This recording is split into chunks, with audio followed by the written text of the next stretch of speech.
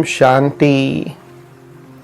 तो आज हम सुनेंगे तोता राम की कहानी।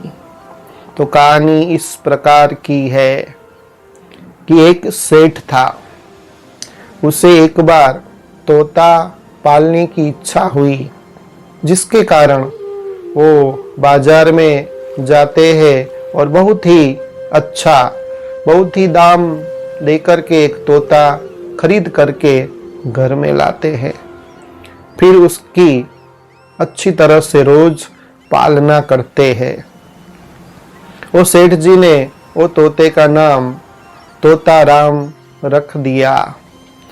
इस तोता राम की विशेषता ये थी कि जिस अंदाज से उसके सामने जो बोला जाए उसे ही तोताराम कंठ करके उसको दोहराता था।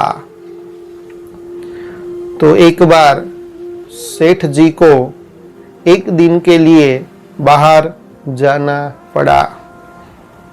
तो तोताराम जब सेठ जी घर के अंदर होते थे तो रोज वो नल के ऊपर बैठता था और नल का वो खोल देता था, जिससे पानी बहने लगता था, वेस्ट होता था और ये तोताराम के पंख भी भीग जाते थे।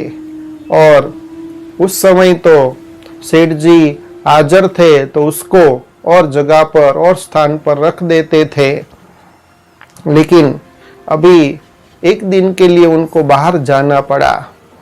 उन्होंने सोचा कि इसको तो हम साथ में लेकर के नहीं जा सकते हैं, तो इसको तो घर में ही रखना पड़ेगा। अगर घर बंद है और वो नल के ऊपर बैठेगा और नल का खोल देगा तो पानी सारा वेस्ट हो जाएगा और उसके पंख भी भीग जाएंगे और बीमार पड़ जाएगा।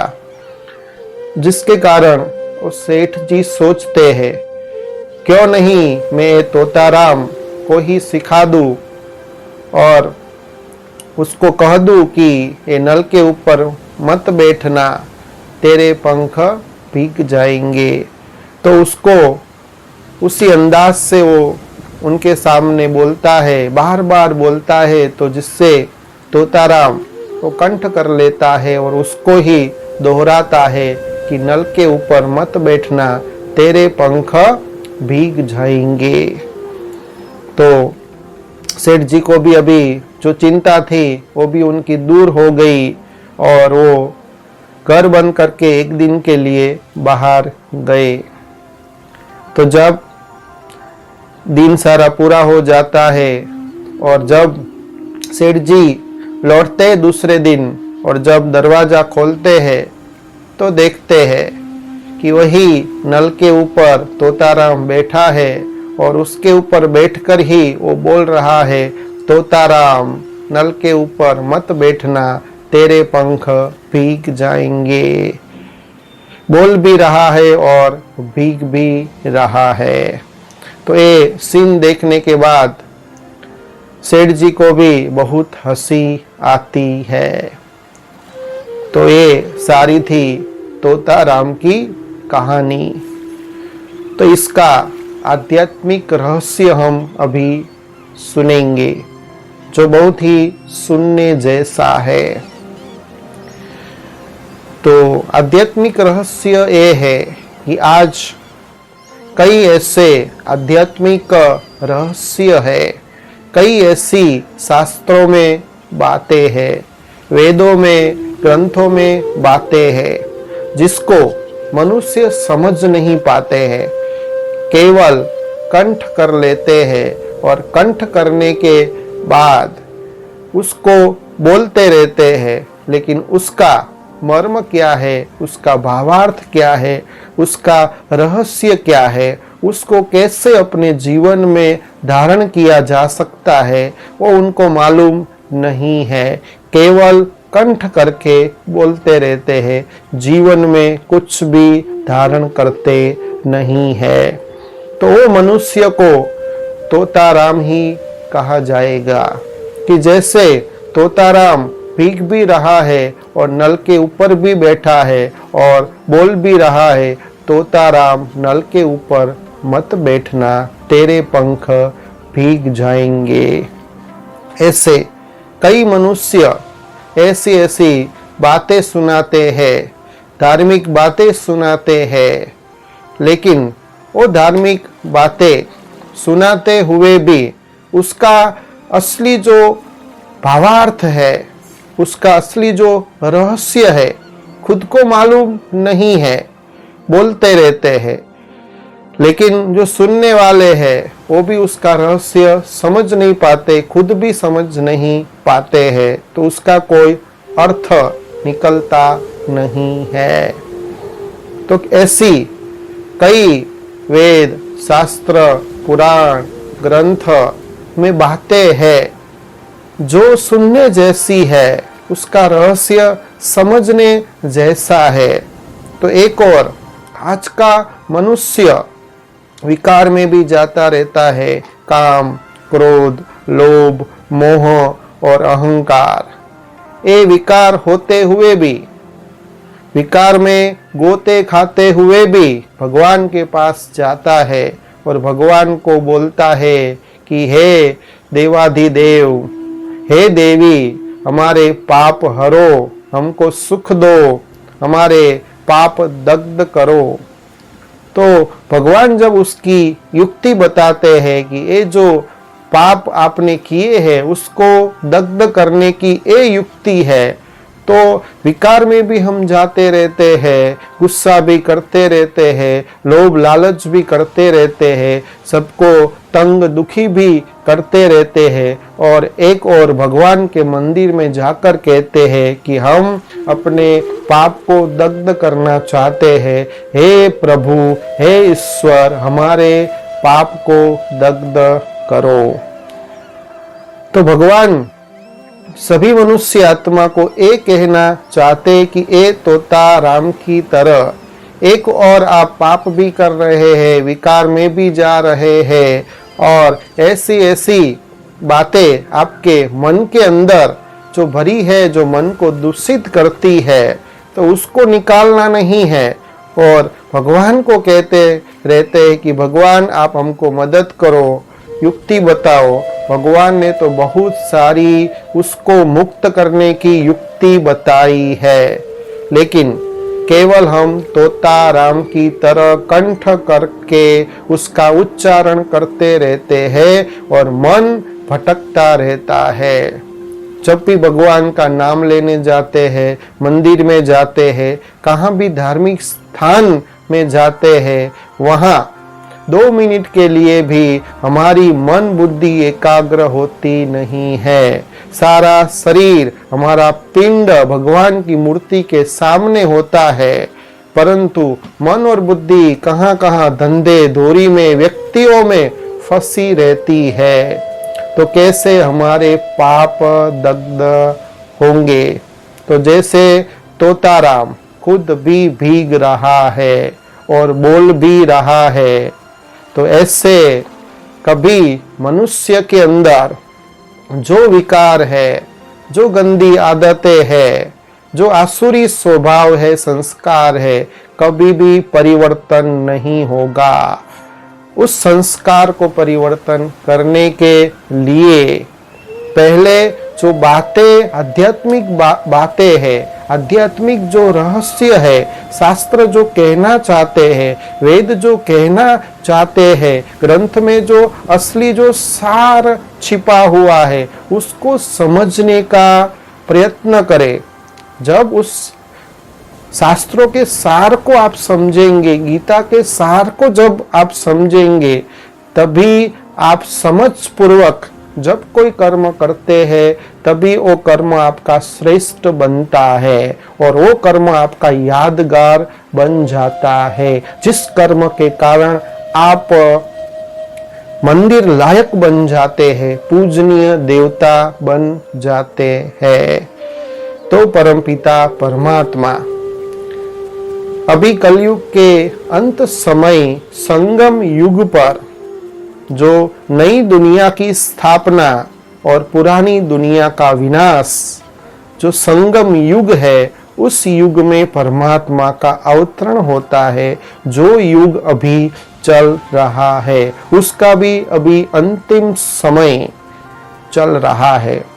उस समय पर परमपिता परमात्मा हर हर महादेव भोलानाथ, जिनका नाम है शिव जी, वो शिव जी आकर के सभी वेद शास्त्र धर्म ग्रंथ, हमारा जो माई बाप है गीता है, वो गीता का सच्चा रहस्य, भगवत गीता का सच्चा सार वो सुनाते हैं और ऐसी सरल भाषा में सुनाते हैं कि बच्चे भी वो ग्रहण कर सकते हैं, समझ सकते हैं, युवा भी बूढ़े भी उसको समझ करके अपने जीवन में धारण कर सकते हैं।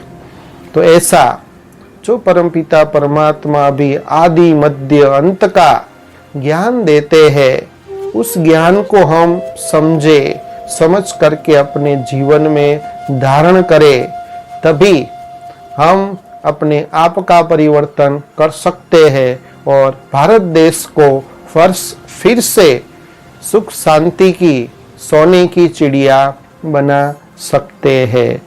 वो हम सभी के हाथ में है।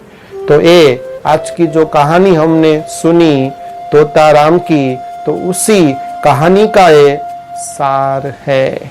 और दूसरी बात कि भगवान के बारे में हम एक सनातन सत्य है, आप सभी हमेशा याद रखना कि परमपिता परमात्मा का एक धाम है, जिस धाम को शांति धाम कहा जाता है, परम धाम कहा जाता है, जिस धाम के हम निवासी है।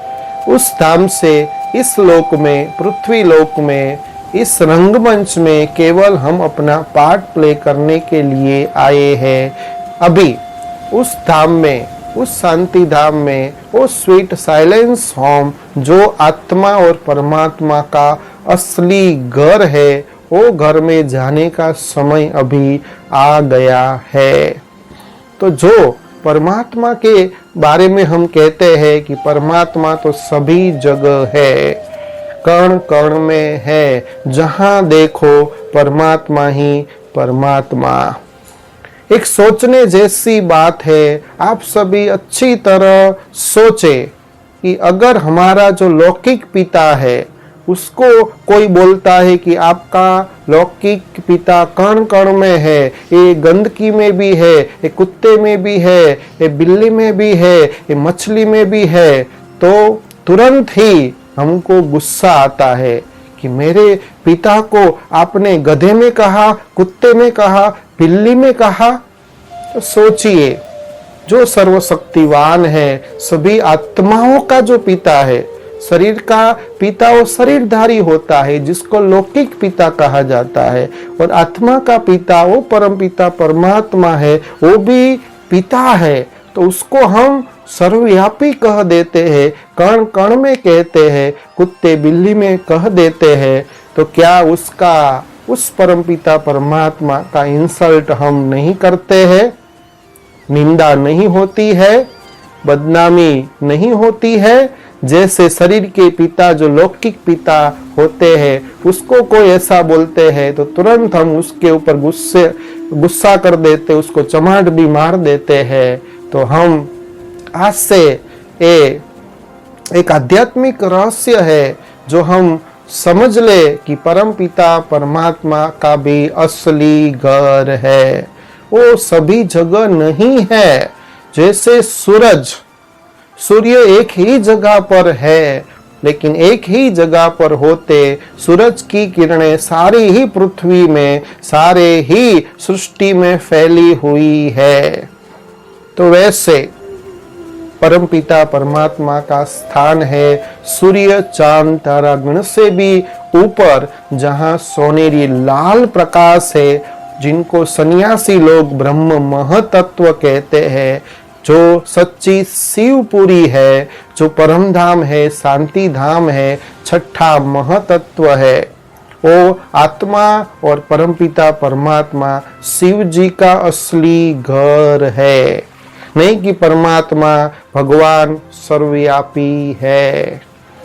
हम सभी के अंदर आत्मा स्थित है, हम सभी के अंदर परमात्मा की शक्ति काम कर रही है, नहीं कि हम सभी के अंदर परमात्मा विराजमान है।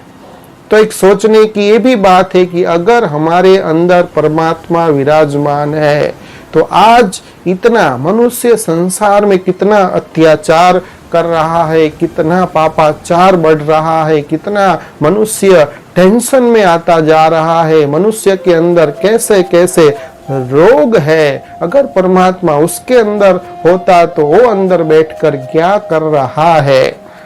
और कहा जाता है कि जिसका संग जैसा वैसा उसको रंग लगता है। तो अगर परमात्मा खुद के अंदर ही बैठा हुआ है, सभी जगह दुनिया में व्याप है, सभी जगह फैला हुआ है, तो आज इतनी अशांति क्यों, आज घर घर में सभी बीमार क्यों, और भगवान को पुकारने की जरूरत क्यों पड़ी। भगवान को भटकने के प्राप्त करने के लिए कितना मनुष्य भटकते हैं, तीर्थ यात्राएं करते हैं। तो सभी जगह है तो मंदिर में आप क्यों जाते हो, खुद के अंदर ही दर्शन कर लो।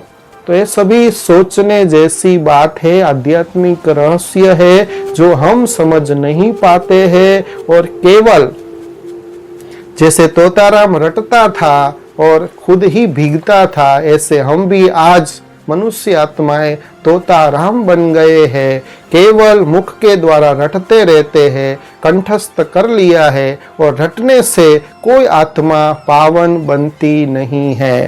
परंतु ये जो आध्यात्मिक रहस्य है परमात्मा के बारे में, स्वयं के बारे में, उसको अच्छी तरह से पहले समझे और विवेक बुद्धि को जागृत करे, और फिर परमात्मा के असली स्वरूप को पहचाने, खुद के असली स्वरूप को पहचाने, उनके धाम में जाकर के जब आप उनको याद करते हैं तभी परमात्मा की शक्ति आपको मिलती है। तो ये थे आज के कहानी की अमुक आध्यात्मिक बातें और रहस्य जो आप अच्छी तरह से समझ गए होंगे। अच्छा, ओम शांति।